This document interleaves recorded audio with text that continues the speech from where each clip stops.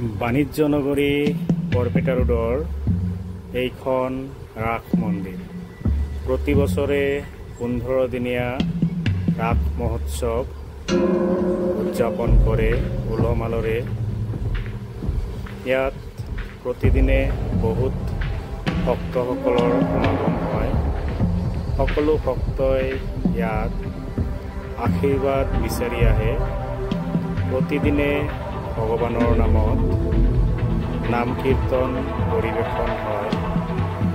ভক্তসকলে এই নাম কীৰ্তনৰ ৰস পান কৰিবলৈ আহে।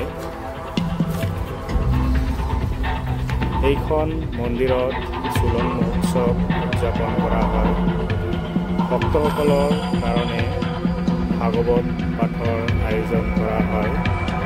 ভাগৱত পাঠত অসমৰ লগতে অসমৰ বাহিৰৰ গোসাঁই ইয়াত যোগদান কৰে, যি ৰস পান কৰিবলৈ বহুত ভক্তৰ সমাগম হয়।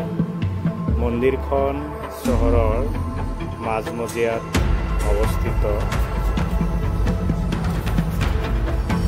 মন্দিৰখন বহুত আটক-ধুনীয়াকৈ সজোৱা হৈছে।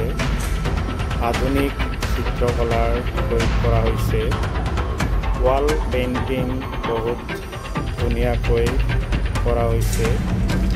সঁচাকৈ মন্দিৰখন দৰ্শন কৰি মই বহুত আপ্লুত হৈছোঁ।